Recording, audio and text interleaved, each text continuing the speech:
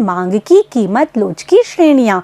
तो मांग की कीमत लोच की कुल 5 श्रेणियाँ होती हैं जो कि आपके सामने यहाँ पर दिखाई गई है। अब इसको देखकर आप बिल्कुल दिमाग को एकदम स्टेबल कर लेना, ऐसा नहीं सोचना कि ये तो बहुत टिपिकल है, नहीं समझ में आएगी। ये बहुत ईजी है, बहुत ईजी वे में मैं आपको समझाऊंगी तो आपको ईजिली समझ में आ जाएगी कि मांग की कीमत लोच की 5 श्रेणियाँ होती हैं। ठीक है, पहली है पूर्णतया लोचदार। आपको याद कैसे रखनी है? पूर्णतया लोचदार, पूर्णतया बेलोचदार, लोचदार, बेलोचदार और इकाई के बराबर।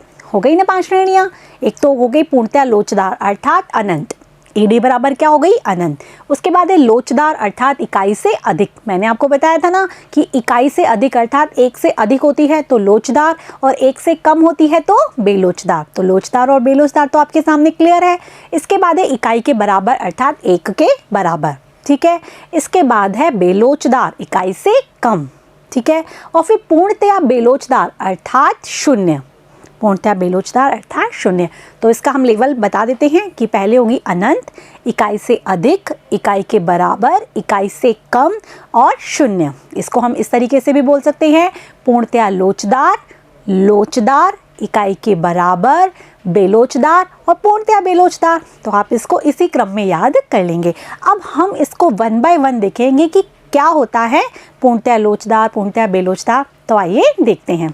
सबसे पहले हमने बात की पूर्णतया लोचदार अर्थात अनंत मांग की कीमत लोच। ठीक है, ईडी बराबर क्या होगा? अनंत। तो बच्चों क्या होता है कि किसी भी वस्तु की कीमत में तो कोई परिवर्तन नहीं होता। ठीक है, और उसकी मांग मात्रा घटती बढ़ती रहती है। तो कैसी मांग की कीमत लोच होती है? मांग की अनंत लोच अर्थात पूर्णतया लोचदार। जैसे कि मैं एक एग्जांपल लूं कि माना कि कीमत 10 रुपए पर स्थिर है। ठीक है, और मांग मात्रा है वो कभी 10 हो रही है उसकी, कभी 15 हो रही है, कभी 20 हो रही है, तो कभी 5 ही हो जा रही है। तो ये मांग मात्रा तो क्या हो रही है? परिवर्तित हो रही है, जबकि कीमत 10 रुपए पर स्थिर है। अर्थात कीमत जितनी भी है उसी पर मांग मात्रा बदलती रहती है। तो कैसी मांग की लोच होती है? मांग की अनंत लोच होती है अर्थात पूर्णतया लोचदार मांग वक्र होता है। तो अब हम इसे बना लेते हैं। पूर्णतया मांग वक्र कैसा होता है? लोचदार। एक्स अक्ष के समानांतर यहाँ पर जो मांग मात्रा है वो Q1, Q2 बदलती रहती है। तो यहाँ हम बोल सकते हैं ईडी बराबर होता है अनंत। एक्स अक्ष के समानांतर मांग वक्र होता है। ठीक है, तो इसी वक्र को हम बोलते हैं पूर्णतया लोचदार मांग वक्र। समझ में आ गया? तो पूर्णतया लोचदार मांग वक्र में क्या होता है? पूर्णतया लोचदार कीमत की लोच में क्या होता है कि कीमत तो स्थिर रहती है जबकि मांग मात्रा है वो परिवर्तित होती रहती है। और ऐसा कहाँ होता है बच्चों? समरूप वस्तुओं में होता है। समरूप वस्तुओं में क्या होता है? जब एक जैसी वस्तुएं हैं तो यदि हमें कीमत यदि कोई परिवर्तित कर देगा तो हम क्या करेंगे? एक वस्तु से दूसरे वस्तु की तरफ चले जाएंगे क्योंकि वस्तु तो क्या है? वही के वही है। तो यदि किसी व्यक्ति ने उस वस्तु की कीमत बढ़ा दी तो हम क्या करेंगे? उसकी मांग को 0 कर देंगे, और क्योंकि हम तो उसी वस्तु को खरीदेंगे जिसकी कीमत क्या है? कम। इसीलिए इसमें कीमत स्थिर बनी रहती है। आगे के लेसन में हम पढ़ेंगे, जब हम बाजार पढ़ेंगे तो हम पढ़ेंगे पूर्ण प्रतियोगिता, क्योंकि पूर्ण प्रतियोगिता में जो भी वस्तुएं उत्पादित होती हैं वो समरूप उत्पादित होती हैं। तो उसमें जो मांग वक्र पाया जाता है वो पूर्णतया लोचदार मांग वक्र पाया जाता है। एक्स अक्ष के समानांतर बोल सकते हैं या इसको हम क्षैतिज अक्ष के समानांतर मांग वक्र भी कहते हैं। तो आगे समझ में तो क्या होती है पूर्णतया लोचदार कीमत की लोच की कीमत तो रहती है स्थिर और मांग मात्रा परिवर्तित रहती है। ऐसे में पूर्णतया लोचदार या अनंत मांग की लोच पाई जाती है। इसमें मांग वक्र एक्स अक्ष के समानांतर या क्षैतिज अक्ष के समानांतर पाया जाता है। ठीक है बच्चों, तो इस तरीके से इसमें मांग वक्र बनेगा और यही बात यहाँ पर लिखी गई है कि पूर्णतया लोचदार या अनंत मांग की लोच। यदि वस्तु की कीमत कैसी रहे? स्थिर। मांग मात्रा घटती बढ़ती रहे तो मांग की लोच कैसी होती है? अनंत। मांग कीमत के प्रति अत्यधिक संवेदनशील होती है। ठीक है, क्योंकि कीमत में थोड़ा सा परिवर्तन हुआ तो मांग क्या हो जाती है? 0 हो जाती है। मैंने बताया ना, तो बहुत अधिक संवेदनशील होती है, इसीलिए यहाँ पर मांग की कीमत लोच अनंत होती है। कीमत में थोड़ा सा वृद्धि होने से मांग की जो कैसी हो जाती है? 0, क्योंकि मैंने बताया था कि समरूप वस्तुएं होती हैं, एक जैसी वस्तुएं उत्पादित की जाती है। यदि किसी ने अपनी कीमत में वृद्धि कर दी तो हम उस वस्तु को छोड़ के और दूसरी वस्तुएं खरीदने लग जाते हैं, तो उसकी मांग कैसी हो जाती है? शून्य। इसीलिए यहाँ पर पूर्णतया लोचदार मांग वक्र पाया जाता है। आगे आपको देखो ये पेंसिल बता रखी है, इस तरह से समरूप वस्तुओं में होता है। पूर्ण प्रतियोगिता बाजार, जैसे मैंने आपको बताया कि उसमें मांग की अनंत लोच पाई जाती है, जिसके बारे में हम आगे पढ़ेंगे। इसके बाद है ऐसी स्थिति में मांग वक्र कैसा होता है? एक्स के समानांतर होता है। ठीक है बच्चों, तो समझ में आ गया आपको पूर्णतया लोचदार मांग वक्र क्या होता है, या पूर्णतया लोचदार मांग की कीमत लोच या अनंत मांग की कीमत लोच किसे कहते हैं। ठीक है, अब हम दूसरी देखें तो है लोचदार। ठीक है, अब क्या होता है कि यदि कीमत में परिवर्तन होता है कुछ और उसके फलस्वरूप मांग मात्रा में अधिक प्रतिशत परिवर्तन होता है, कीमत में कम प्रतिशत परिवर्तन होता है जिसके फलस्वरूप मांग मात्रा में अधिक प्रतिशत परिवर्तन होता है, तो मांग की कीमत लोच होती है लोचदार, या हम कह सकते हैं इकाई से अधिक मांग की कीमत लोच होती है। ठीक है, यही यहाँ है कि जब कीमत में आनुपातिक परिवर्तन की मांग मात्रा में होने वाला आनुपातिक परिवर्तन अधिक होता है, कीमत में जो परिवर्तन हो रहा है उससे मांग मात्रा में होने वाला परिवर्तन अधिक होता है, तो मांग की कीमत लोच कैसी होती है? इकाई से अधिक होती है। और ऐसा पाया जाता है विलासिता की वस्तुएं। विलासिता की वस्तुएं जैसे कि हम बोले लग्जरीज कार होती हैं, यदि हम बोल सकें कि घर होते हैं या ब्रांडेड चीज़ें होती हैं, तो उन सब में क्या होता है, इनकी कीमत थोड़ी सी कम हो जाए तो लोगों को लगता है कीमत कम हो गई तो लोग भागते हैं उसको ख़रीदने के लिए। मोबाइल फ़ोन्स वगैरह होते हैं, तो लग्जरी जो चीज़ें होती हैं उसमें क्या होता है, मांग की कीमत लोचदार पाई जाती है। जैसे कि हम डायग्राम बना के देखें, लोचदार अर्थात एकदम गिरता हुआ मांग वक्र होता है। अब जैसे यहाँ पर P है और यहाँ पर Q है। ठीक है, अब हम यहाँ बनाते हैं कीमत में थोड़ा सा परिवर्तन होने से मांग मात्रा में प्रतिशत परिवर्तन कैसा होता है? अधिक। तो यहाँ पर ED कैसी होती है? इकाई से अधिक। इस तरीके से बनानी है आपको, ग्रेटर देन 1, इकाई से अधिक। जैसे अब हम यहाँ देख रहे हैं ये P थी, तो इस पे मांग मात्रा हमारी क्या थी? यदि हम ये बोलें कि P यहाँ पर हमारी कीमत है तो मांग मात्रा हमारी Q है, और P1 अर्थात कीमत बढ़कर हमारी P1 हो जाती है, तो मांग मात्रा जो घटकर हमारी क्या हो जाती है? Q1। तो यहाँ पर जो डेल्टा P है वो तो आप देख पा रहे हो कम है, और जो डेल्टा Q है वो क्या है? अधिक है। अर्थात कीमत में जो प्रतिशत परिवर्तन है वो तो है कम, और उसके फलस्वरूप होने वाला जो मांग मात्रा में परिवर्तन है वो कैसा है? अधिक। तो इसे ही हम बोलते हैं लोचदार मांग। कीमत में थोड़ा सा परिवर्तन होने पर मांग मात्रा में अधिक परिवर्तन होता है तो लोचदार मांग होती है। आपको याद रहेगा, लोचदार अर्थात इकाई से अधिक। ठीक है बच्चों, अब तीसरी हमारी क्या थी? इकाई के बराबर। आपको नाम से ही समझ में आ रहा होगा कि जितनी कीमत में परिवर्तन हो रहा है और उसके फलस्वरूप मांग मात्रा में जो प्रतिशत परिवर्तन है वो भी उतना ही हो रहा है। जैसा हम माने कि कीमत में प्रतिशत परिवर्तन 10 हो रहा है, ठीक है, उसके फलस्वरूप मांग मात्रा में जो प्रतिशत परिवर्तन है वो भी कितना हो रहा है? 10। यदि कीमत में प्रतिशत परिवर्तन 10 हो रहा है और मांग मात्रा में प्रतिशत परिवर्तन 20 हो गया तो लोचदार हो गई।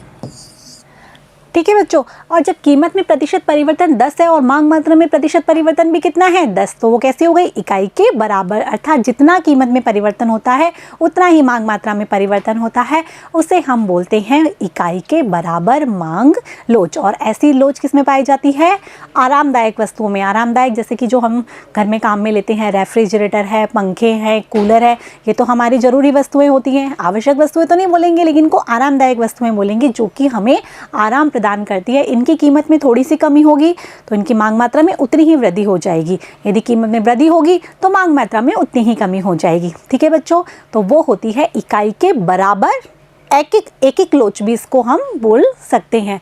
ठीक है, जब कीमत में आनुपातिक परिवर्तन होने से मांग मात्रा में होने वाला आनुपातिक परिवर्तन कैसा होता है? बराबर होता है।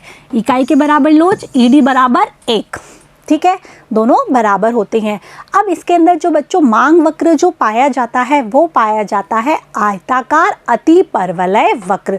ये बहुत इंपॉर्टेंट चीज़ है जिसे आपको याद रखना है कि इकाई के बराबर लोच में मांग वक्र कैसा होता है। अभी तक हमने पढ़ा था क्षैतिज अक्ष के समानांतर पूर्णतः लोचदार में, फिर हमने कैसा करा था? नीचे गिरता हुआ देखा था ना, वो किसमें? लोचदार में।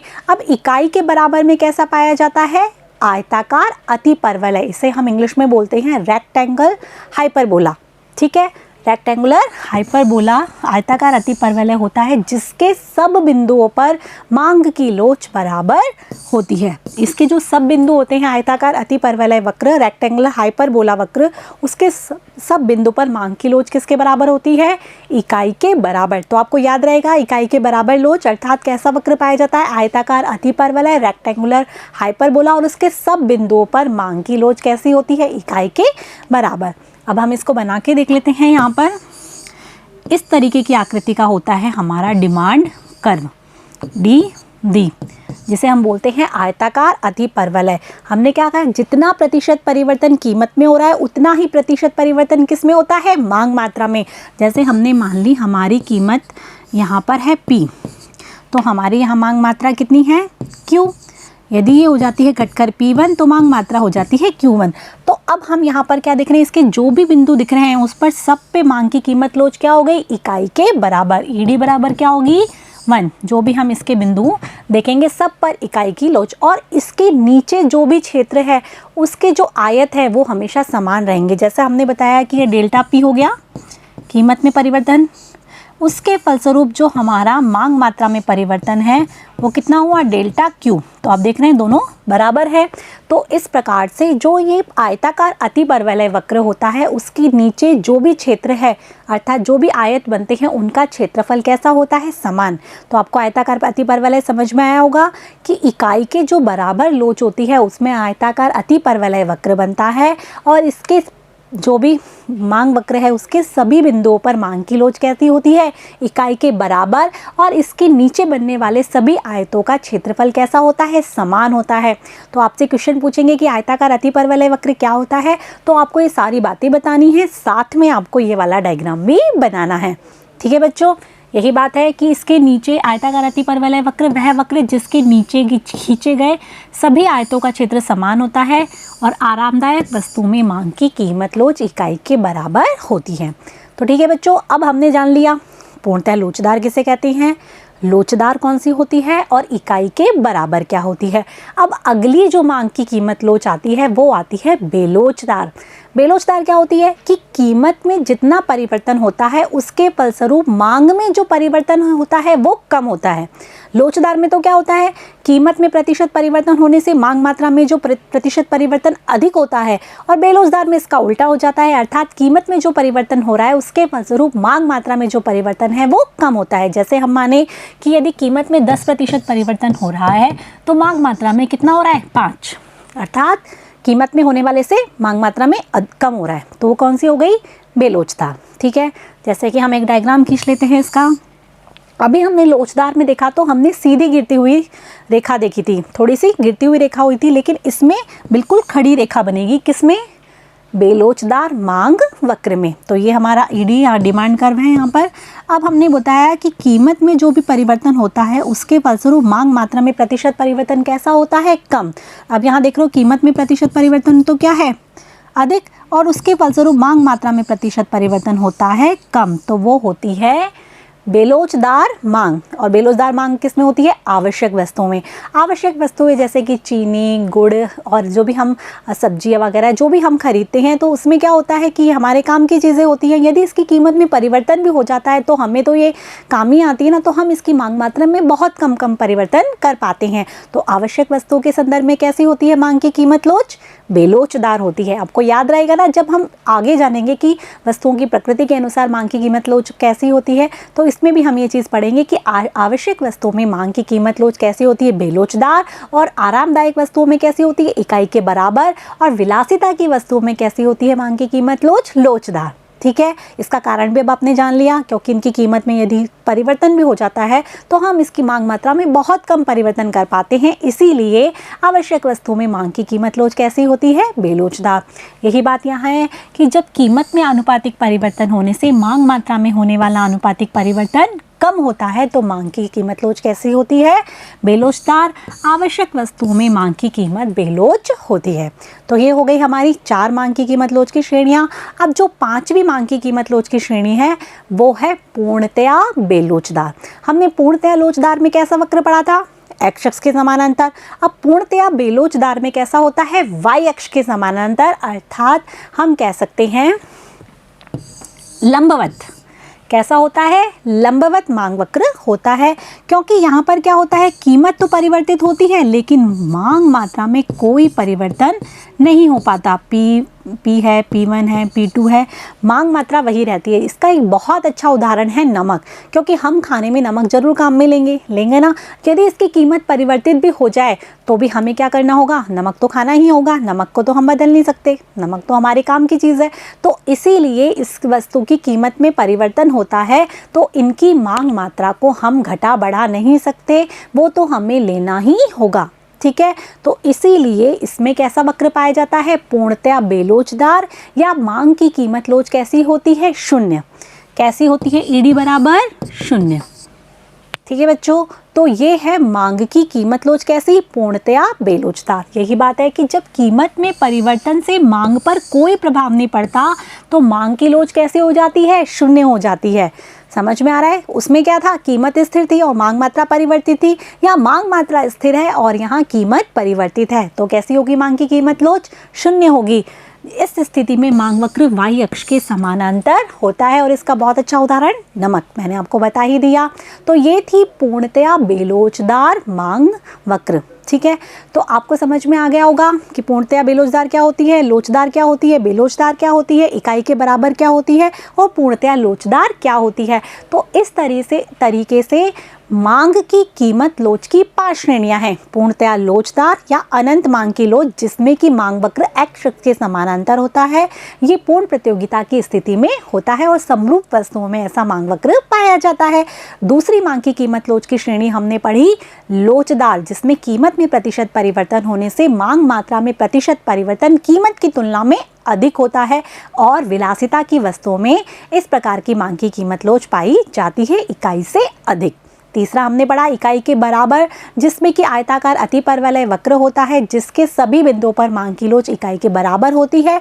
इसमें जितना कीमत में प्रतिशत परिवर्तन होता है उतना ही मांग में प्रतिशत परिवर्तन होता है, और आरामदायक वस्तुओं में इकाई के बराबर मांग की लोच पाई जाती है। इसके बाद हमने चौथी पढ़ी, वो थी हमारी बेलोचदार, और बेलोचदार में हमने जाना कि कीमत में प्रतिशत परिवर्तन होने के फलस्वरूप मांग मात्रा में होने वाला प्रतिशत परिवर्तन कीमत में प्रतिशत परिवर्तन की तुलना में कम होता है। तो कैसी होती है, बेलोचदार। इसमें सीधी खड़ी रेखा के रूप में मांग वक्र होता है। समझ में आया? और कैसी वस्तुओं में, आवश्यक वस्तुओं में बेलोचदार मांग वक्र पाया जाता है। और पांचवा हमने पढ़ा पूर्णतया बेलोचदार, जिसमें वाई अक्ष के समानांतर मांग वक्र होता है, अर्थात कीमत में प्रतिशत परिवर्तन बदलता रहता है लेकिन मांग मात्रा में कोई परिवर्तन नहीं होता। जैसा कि अच्छा उदाहरण इसका क्या है, नमक। तो वाई अक्ष के समानांतर अर्थात लंबवत मांग वक्र पाया जाता है। तो आशा है कि आपको मांग की कीमत लोच की 5 श्रेणियां अच्छे से समझ में आ गई होगी। आप इसको अच्छे से 1 बाय 1 समझिए। नहीं समझ में आता तो आप वीडियो रिवाइंड कीजिए, इसको दोबारा सुनिए, बहुत इजी है, बहुत अच्छे से समझ में आ जाएगी मांग की कीमत लोच की श्रेणियाँ। ठीक है बच्चों, अब हम मिलते हैं आगे मांग की कीमत लोच को मापने की विधियों के साथ कि कौन कौन सी विधियों से हम मांग की कीमत लोच को माप सकते हैं, जिसकी 3 विधियाँ हैं। इसके बारे में हम जानेंगे अगली वीडियो में। तब तक के लिए मेरे साथ बने रहिए, पढ़ते रहिए, बढ़ते रहिए। Thank you.